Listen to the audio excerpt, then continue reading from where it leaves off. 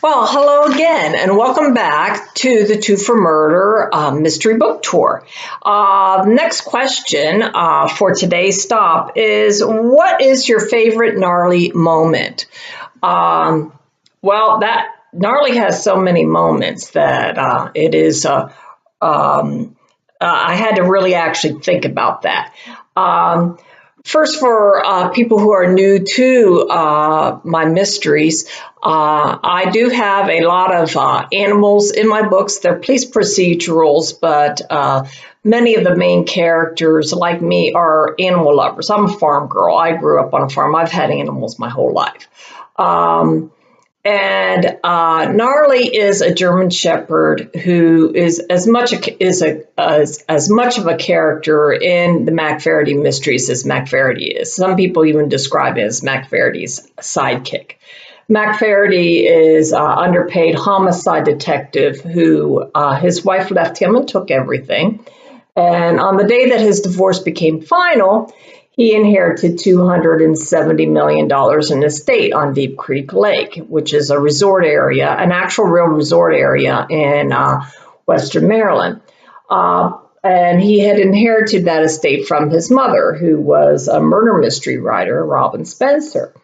He also inherited Gnarly, who is a German Shepherd. He was an Army canine, the first to be dishonorably discharged from the United States Army. In my book, Candidate for Murder, I reveal Gnarly's full story. And Gnarly has a lot of moments. He is a kleptomaniac. When he gets bored, he likes to look to get into trouble. He's extremely intelligent.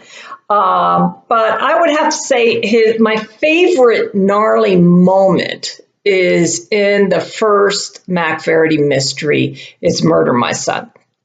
And Gnarly was, it's when you first meet Gnarly. McFarity pulls up to the Spencer Manor, which is a mansion on Deep Creek Lake.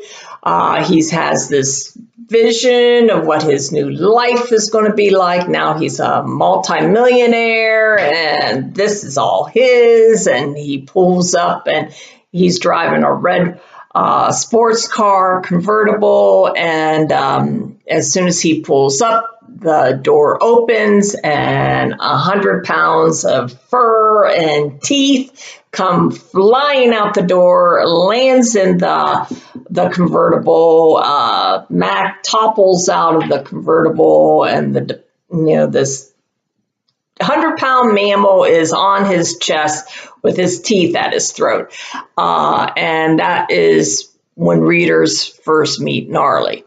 And needless to say, he doesn't rip Mac's throat out. Basically, all he's doing is just saying, you're not the master of this manor, I am.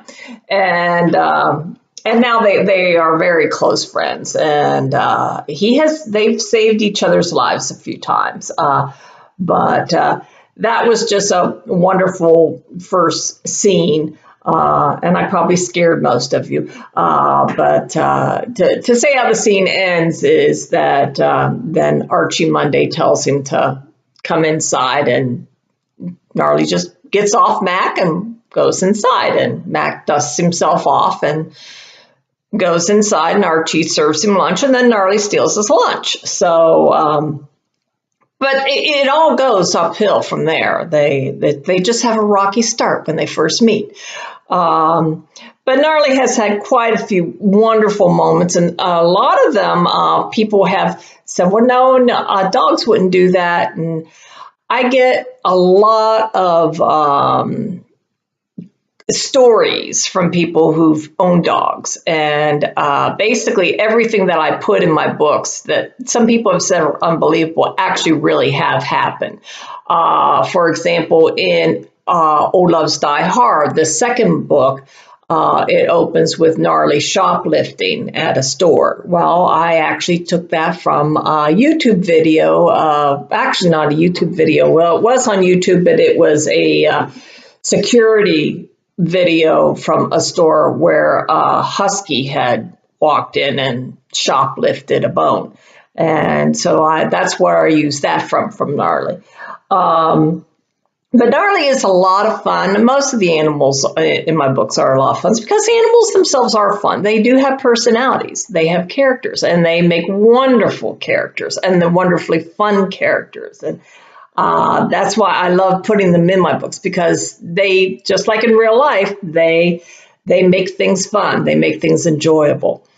So thank you very much for asking this question, and it was wonderful coming and talking to you about Gnarly and Gnarly moments today, and I will be seeing you on the next stop. Happy reading!